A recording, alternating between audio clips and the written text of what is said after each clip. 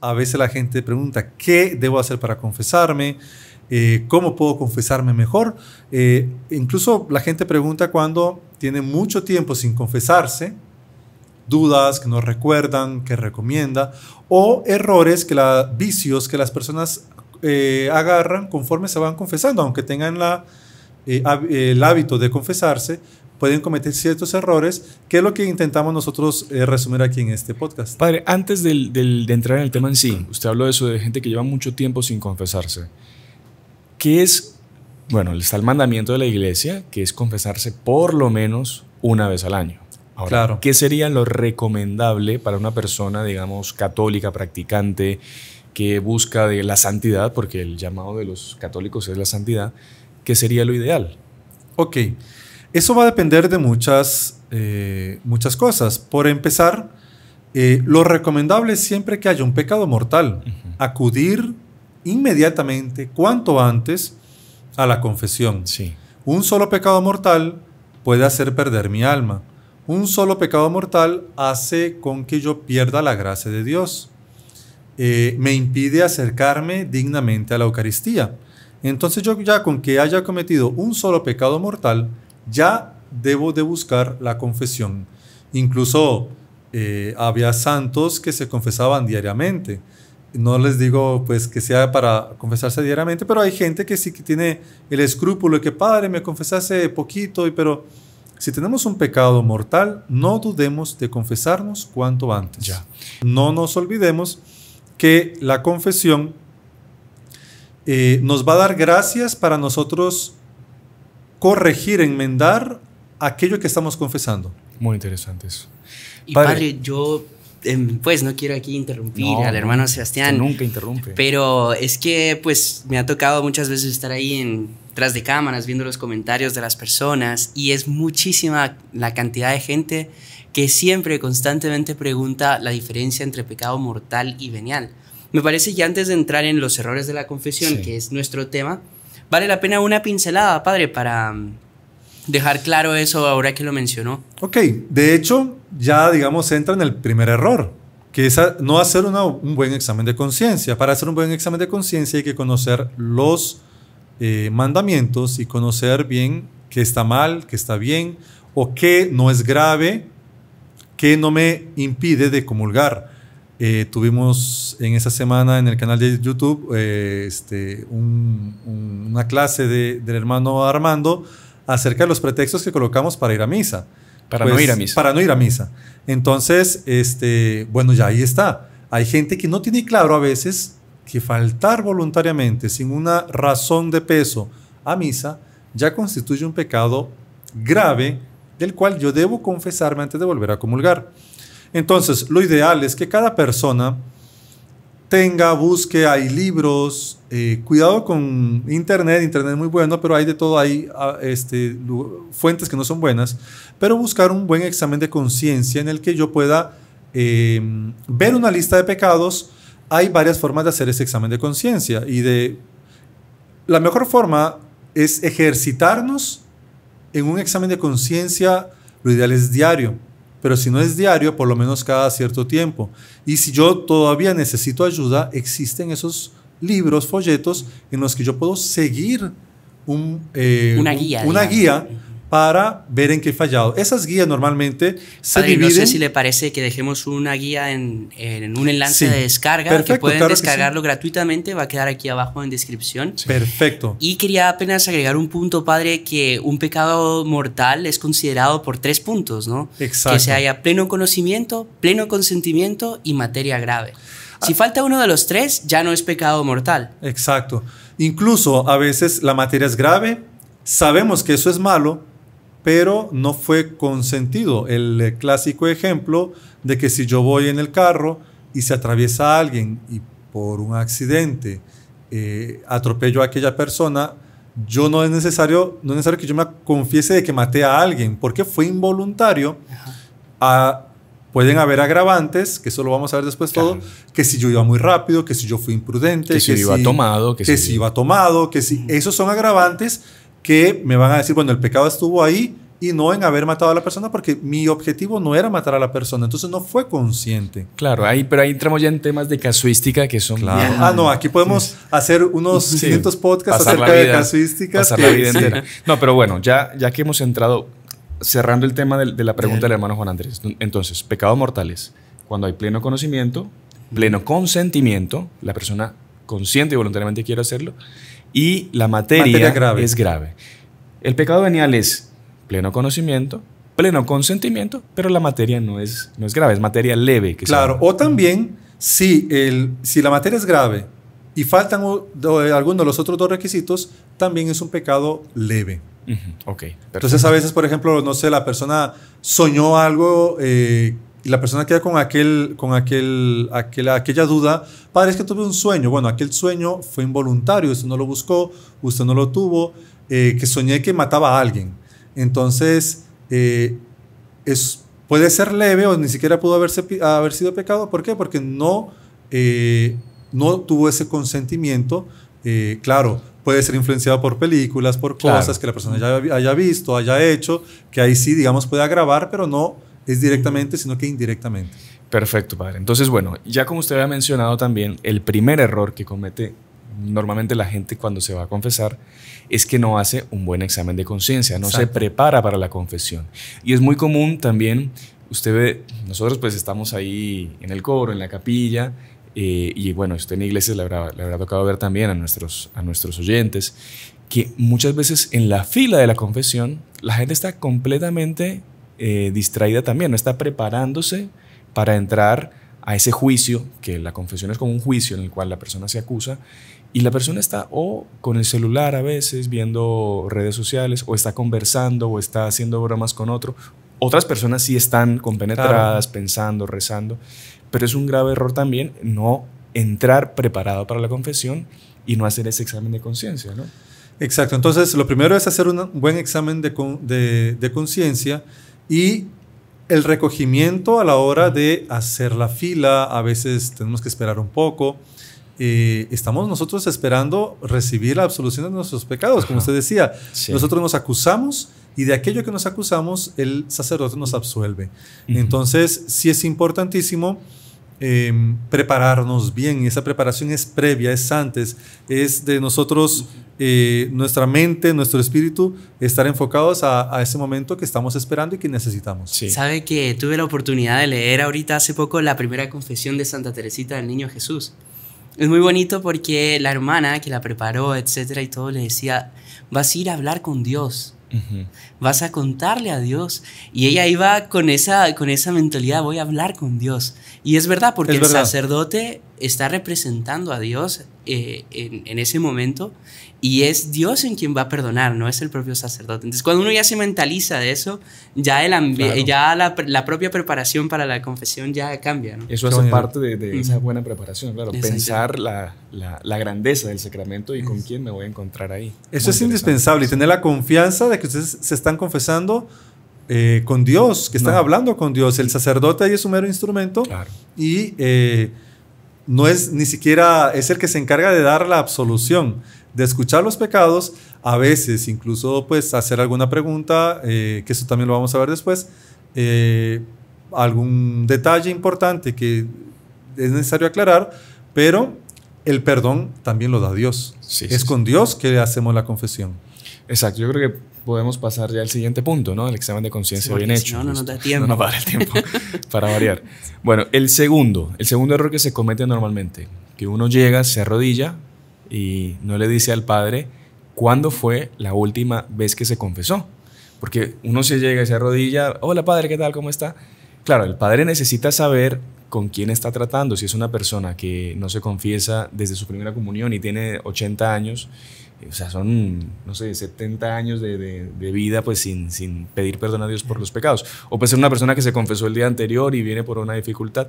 Entonces, siempre muy importante, lo primero que uno hace cuando se arrodilla: saluda al sacerdote, comienza la confesión y decirle cuánto tiempo hace que no se confiesa desde la última confesión bien hecha. En los heraldos tenemos la costumbre de iniciar con un Ave María.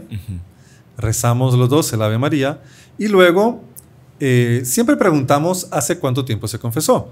Pero si el sacerdote no pregunta hace cuánto tiempo se confesó, lo ideal es que el penitente diga, padre, hace tanto tiempo que yo hice mi última confesión bien hecha, porque si ya hubo alguna confesión que no valió, que etcétera, algunos de los puntos más importantes que vamos a ver que no fueron cumplidos, ahí esa confesión ni siquiera valió. Entonces yo tengo que decir desde mi última buena confesión que hice, hace cuánto tiempo fue.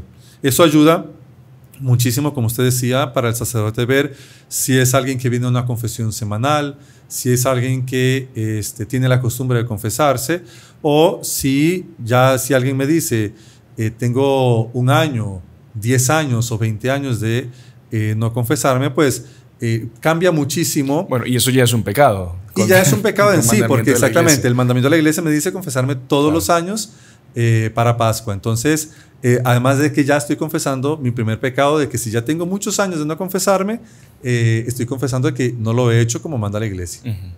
¿Algo más? No, me parece súper bien. Tercer punto, que ocurre mucho también, confesar pecados genéricos. Qué difícil es cuando alguien llega y dice, padre, he pecado mucho de pensamiento, palabra, obra y omisión. Por su culpa. No, y a veces la gente lo dice y puede ser por ignorancia, puede ser a veces por vergüenza. Sí. Puede ser, créanme, que la vergüenza destroza confesiones. Sí. La vergüenza, el demonio la utiliza para acabar con el fruto de una confesión. Nunca se dejen tentar por la vergüenza. Si usted siente vergüenza a la hora de confesarse, créanme que es una tentación del demonio. Entonces, empiezan los pecados genéricos a dar vueltas al asunto y no van al grano o no van a lo específico que necesitamos de la confesión. A veces puede ser por ignorancia, puede ser por una tentación como estas, puede ser, pero sí es importante. Entonces, así como yo ya he hecho un buen examen de conciencia, ayuda mucho para no divagar, para no irme por otros lugares, a llevar una lista o hacer una lista. Así en confianza les digo a todos que hay sacerdotes que no les gusta que el penitente saque una lista. No sé por qué, pero a mí la verdad es que no me molesta. Eso ayuda mucho la persona a no olvidar ningún pecado. Se ve que ya preparó su confesión y son hasta más ágiles. Ayudan para que el penitente vaya a lo que tenga que decir. Claro. Sin divagar, sin irse en cosas. Porque puede ser que tenga el papelito, pero ahí tiene toda la justificación para no. Exacto. No, claro. Pero puede ser también, pero ayuda mucho para ir a los pecados específicos que la persona necesita confesar. Padre, yo no sé si estará bien lo que pienso o no, usted pues me dirá, pero yo creo que el punto de la vergüenza, bueno, primero que es natural que uno tenga vergüenza, realmente da vergüenza, o sea, usted decirle sus cosas. Sí, San Juan Bosco decía que quitaba la vergüenza, el demonio quitaba la vergüenza para cometer el pecado y la devolvía para confesarse. Claro, solo que sea natural no significa que lo vamos a hacer. Sí, claro. Entonces uno, por lo menos a mí me ha servido pensar muchas veces, bueno, más vale tener un poquito de vergüenza aquí en la tierra a pasar pues toda la eternidad en el infierno. Igual, y en el juicio final pues todo se sabrá también. Todo se sabrá. Exactamente. Y después el alivio que uno siente después de la absolución borra cualquier tipo de vergüenza que uno haya tenido al decirlo, ¿no? Ajá. ¿Sabe que me hizo acordar también un hecho muy bonito? Bueno, en realidad no es muy bonito, pero sí ejemplifica mucho esto. Y es de que había una vez una persona que tuvo la desgracia de cometer un pecado mortal, una deshonestidad. Era una princesa, justamente. Y ella tuvo esa falta, cometió un pecado con un paje. Y la cuestión es de que le daba mucha pena confesar ese pecado. Entonces lo que ella hizo fue, no, en vez de confesarlo, dice que voy a llevar una vida de santidad, penitencia y oración. Entonces se retiró a un palacio donde vivía como una religiosa, rezando todo el día, haciendo ayunos y penitencias. Pero no quería confesar el pecado. Después cuando murió, todo el mundo pensaba que era santa la mujer. ¿Y qué pasa? Cuando entran al cuarto donde había muerto en la noche, ella se aparece toda llena de fuego y con cadenas, diciendo que se había condenado por haber hecho mal la confesión. Lastimosamente, cuando entran esos casos así que la persona está con mucha vergüenza, no quiere que el sacerdote le entienda, es necesario que el sacerdote entienda la gravedad del pecado.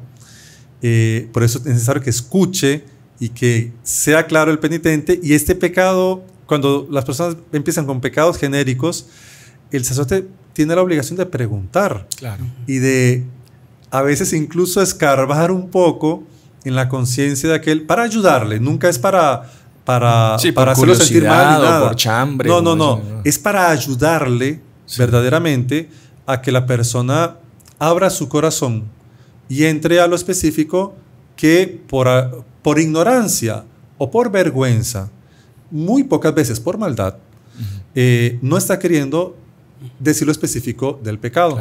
Y entonces aquí es importante el sacerdote, pues, con astucia, con Espíritu Santo, con experiencia, con lo que sea, entrar, ir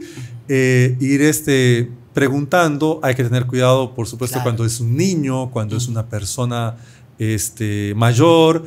Entran muchísimas cosas que el sacerdote tiene que tener ese tacto de que la persona tampoco sienta que le están de alguna forma entrando en un espacio que es su conciencia de forma indebida. Claro. Entonces, el sacerdote, un buen sacerdote, un buen confesor, va a tener todos estos puntos en vista y va a querer siempre ayudarle al penitente. No, y después una cosa, padre. Un tema es una persona que se va a confesar y que, como usted dice, por ignorancia, no dice ni el tipo ni la cantidad de pecados, sino que es una cosa genérica. Entonces yo robé, pero no dice a quién le robó, ni cuántas veces, ni en fin. Pero no lo dice porque no sabe, no se preparó. Otra cosa es una persona que se va a confesar y de verdad no está arrepentida y no se quiere confesar. Entonces, por más que el sacerdote le quiera sacarla, no adelanta. Exacto. De nada. Aquí entra en pecados genéricos.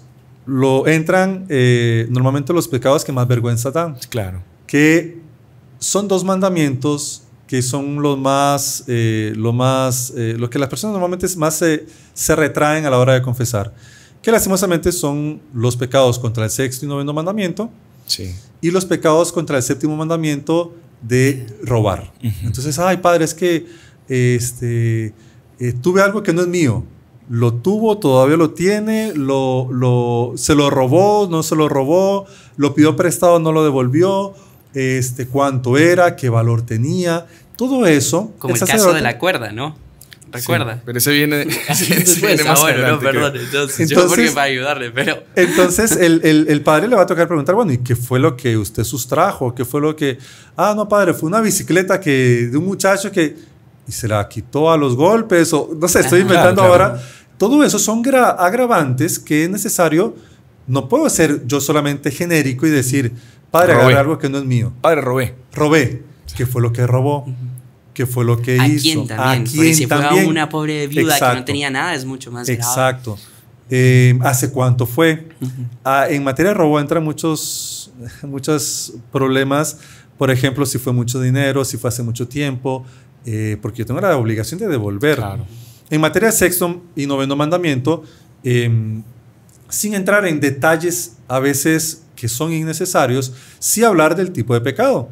Entonces, ¿cuántas veces? Si fue un acto la persona solo, si fue con otras personas, no sé. Si la otra persona es casada, es soltera, si todo fue eso un son adulterio, agravantes, si es casada la otra persona, o también, dependiendo del tipo de pecado, si la persona es casada, si es soltera, es un dato muy importante. Si es religioso también. Si es religioso, exactamente, si es sacerdote, o si tiene votos, si tiene alguna cosa, si tiene alguna promesa. Todo eso es muy importante y el sacerdote normalmente hay que evitar que el sacerdote tenga que preguntar. Si hay alguna duda, el sacerdote lo va a hacer, pero si ya uno ve que hay que empezar a escarbar, se vuelve un poquito complicada la confesión, el sacerdote lo va a hacer siempre.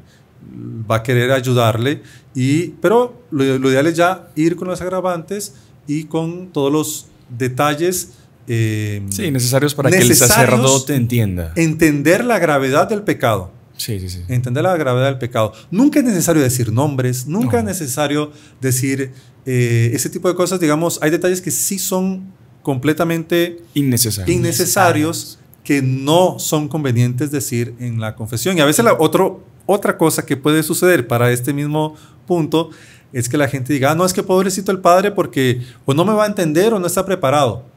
Mire, créanme que nos toca tocar los temas más complicados que puedan haber. Estamos preparados, hemos escuchado muchas confesiones y ya nos ha tocado investigar, estudiar, escuchar las conciencias, escuchar las personas, por qué suceden.